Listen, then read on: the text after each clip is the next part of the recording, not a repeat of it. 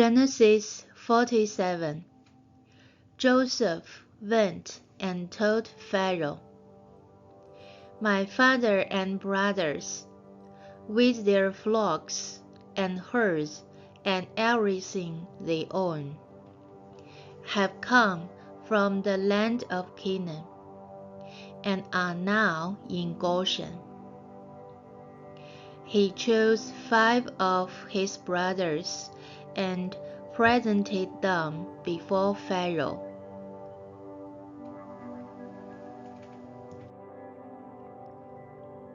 Pharaoh asked the brothers, "What is your occupation?"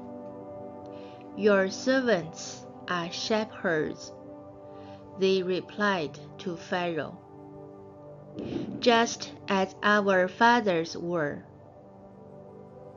They also said to him, "We have come to live here for a while, because the famine is severe in Canaan, and your servants' flocks have no pasture. So now, please let your servants settle in Goshen."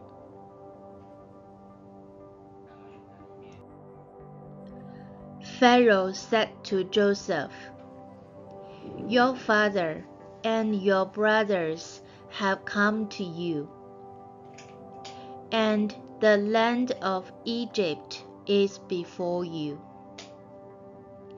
Settle your father and your brothers in the best part of the land.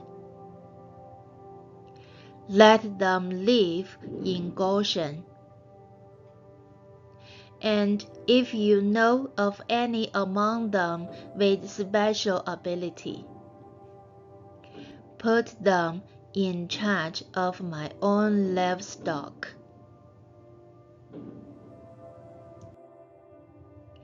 Then Joseph brought his father Jacob in, and presented him before Pharaoh. After Jacob blessed Pharaoh, Pharaoh asked him, "How old are you?" And Jacob said to Pharaoh, "The years of my pilgrimage are 130. My years have been few and difficult, and they do not equal the years of the pilgrimage of my fathers." Then Jacob blessed Pharaoh and went out from his presence. So Joseph settled his father and his brothers in Egypt, and gave them property in the best part of the land, the district of Ramesses, as Pharaoh directed. Joseph also provided his father and his brothers, and all his father's household with food, according to the number of their children.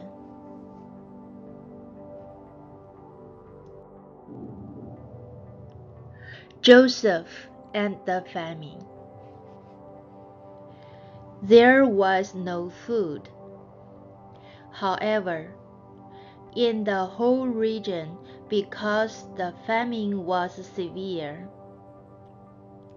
Both Egypt and Canaan wasted away because of the famine.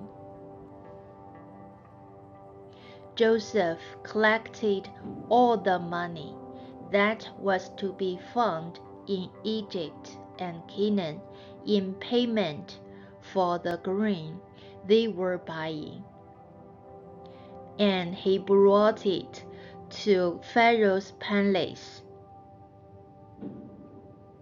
When the money of the people of Egypt and Canaan was gone, all Egypt came to Joseph and said, "Give us food. Why should we die before your eyes? Our money is all gone."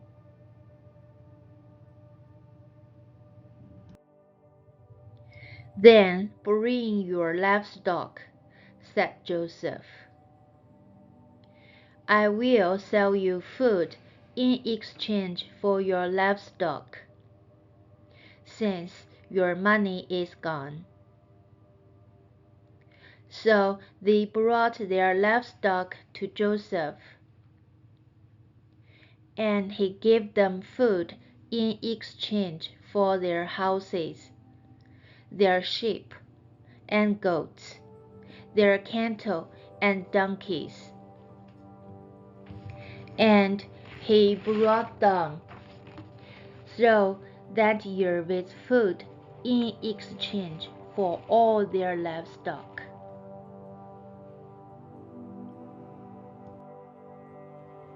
When that year was over, they came to him the following year and said, "We cannot hide from our Lord the fact that since our money is gone, and our livestock belongs to you, there is nothing left for our Lord except our bodies and our land.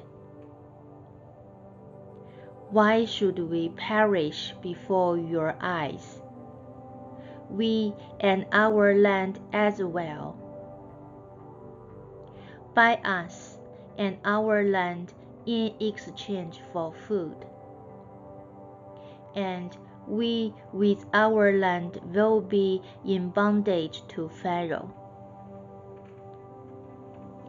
Give us seed, so that we may live and not die, and that the land may not become desolate."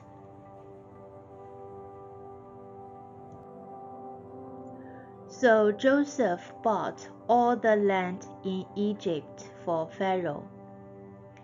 The Egyptians, one and all, sold their fields, because the famine was too severe for them. The land became Pharaoh's, and Joseph reduced the people to servitude, from one end of Egypt to the other. However, he did not buy the land of the priests, because they received a regular allotment from Pharaoh, and had food enough from the allotment Pharaoh gave them. That is why they did not sell their land.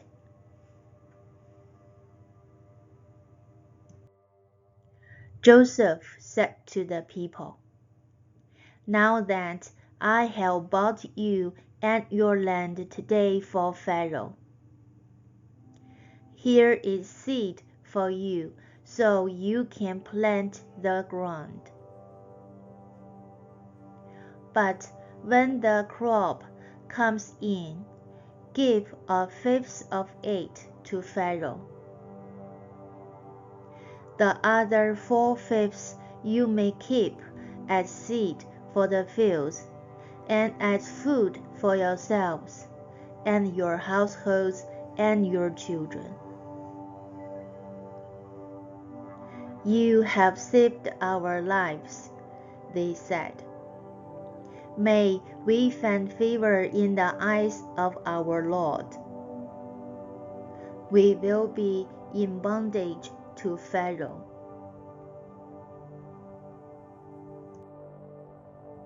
So Joseph established it as a law concerning land in Egypt, still in force today, that a fifth of the produce belongs to Pharaoh. It was only the land of the priests that did not become Pharaoh's.